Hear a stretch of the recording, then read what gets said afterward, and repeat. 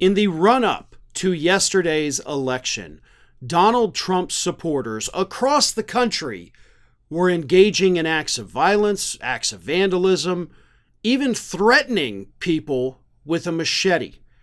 Now, I talked about most of these instances over at Ring of Fire. I will rehash some of them here.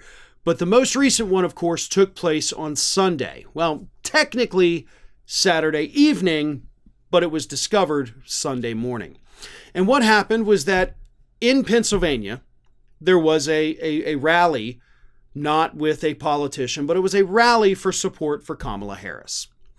And a Trump supporter goes into the parking lot that night, because this was held at a factory, and starts spray painting a vehicle. Spray painted one with Harris 24 on the side, except he misspelled Harris and put Harbus 24. And then on the other side of the truck, he spray painted low IQ. But then apparently spray painting somebody's vehicle was not enough, so he decided to spray paint the pro-Harris bumper stickers on the back of the car so that they couldn't be read. But even then, apparently it still wasn't enough. So then the individual took cinder blocks and smashed the windows of the car.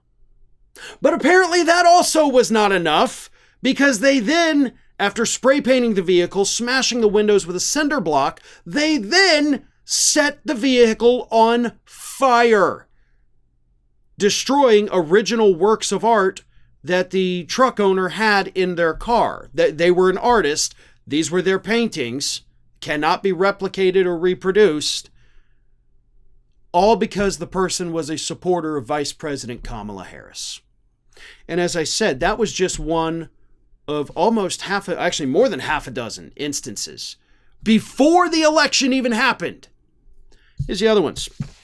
Also in, I believe, Pennsylvania, a Trump supporter by the name of Val Biancanello was handcuffed and pulled out of line because she was allegedly harassing voters, according to the police. A Trump supporter punched an elderly poll worker who was trying to escort him out of the early voting area because he wouldn't take off his MAGA hat. So an elderly poll worker got punched by a Trump supporter because he couldn't keep his MAGA hat off his head. One Trump supporter, who also didn't want to remove his Let's Go Brandon hat, even though he was legally required to, became physical with a room full of African-American female poll workers because he didn't want to take off his Let's Go Brandon hat. A 17-year-old Trump supporter punched an elderly female Harris supporter in Florida. A 17-year-old boy punched an elderly woman in the gut because they didn't like their political views. And then, of course, we had the 18-year-old in Florida who was harassing Harris supporters who were, campaigning for her. He was harassing them with a machete, waving around a machete. And this all happened again within the last week before the election.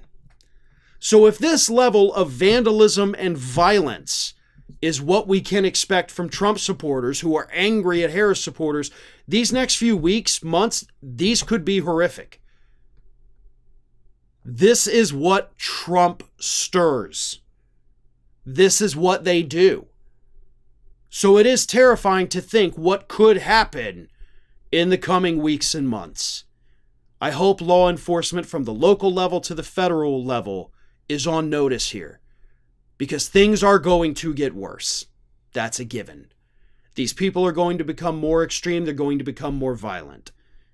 And officers, again, local to federal, have to be ready to subdue these people and bring them to justice immediately before someone gets hurt. And honestly, doing it immediately may prevent these people from doing something worse that could ruin the rest of their lives too.